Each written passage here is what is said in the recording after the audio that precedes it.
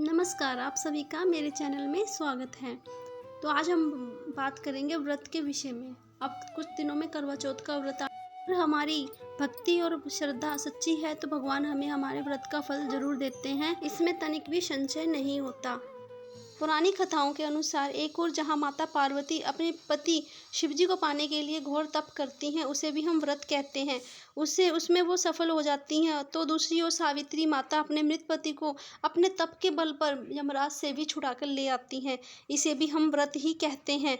यानी स्त्री में इतनी शक्ति होती है, यदि वो चाहे तो कुछ भी हासिल कर सकती है। इसलिए करवा चौथ के व्रत के रूप में स्त्रियां तप ही करती हैं अपने पति की लंबी उम्र को पाने के लिए। करवा चौथ के व्रत की शुरुआत किस प्रकार होती है, इसके ऊपर भी एक पौराणिक कथा है। पौराणिक कथा के अनुसार प्राचीन समय में एक करवा नाम की पतिव्रता स्त्री थी।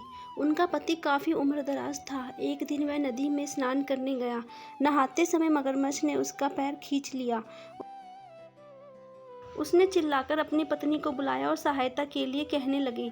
करवा बहुत पतिव्रता स्त्री थी, जिससे उसकी सतीत्व की काफ़ी बल था। करवा नदी के तट पर अपने पति के पास पहुंचकर सूती साड़ी से धागा निकालकर अपने तपोबल के माध्यम से उस मगरमच्छ को लेकर यमराज के पास पहुंची। यमराज ने करवा से पूछा कि हे देवी, आप यहाँ आकर क्या कर रही हैं और आप चाहती क्या हैं?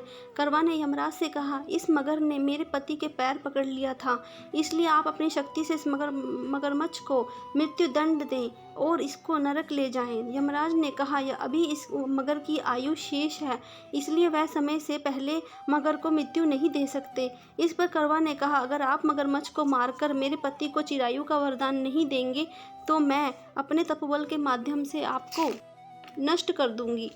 करवा की बात सुनकर यमराज के पास खड़े चित्रगुप्त सोच में पड़ गए, क्योंकि करवा के सतीत्व के कारण ना तो उन्हें वे श्राप दे सकते थे, ना ही उनके तपोबल को वचन को अनदेखा कर सकते थे। तब उन्होंने मगर को यमलोक भेज दिया और उनके पति को चिरायु का वरदान दिया, आशीर्वाद दिया कि तुम्हारा जीवन सुख समृद्धि से भरपूर होगा।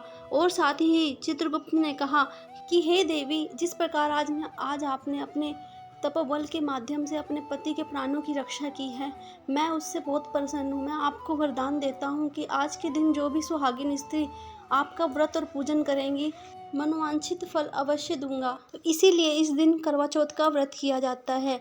यह है करवा चौथ के ऊपर पौराणिक कथा। करवा चौथ के ऊपर और भी बहुत सारी कथाएं हैं जो मैं आपको अगली वीडियो में ज़रूर बताऊंगी। तब मेरे चैनल को आप लाइक शेयर सब्सक्राइब कर दीजिए, आने वाली हर वीडियो की नोटिफिकेशन आपको सबसे पहले मिले, और घंटी के बटन को भी ज़रूर दबाइए।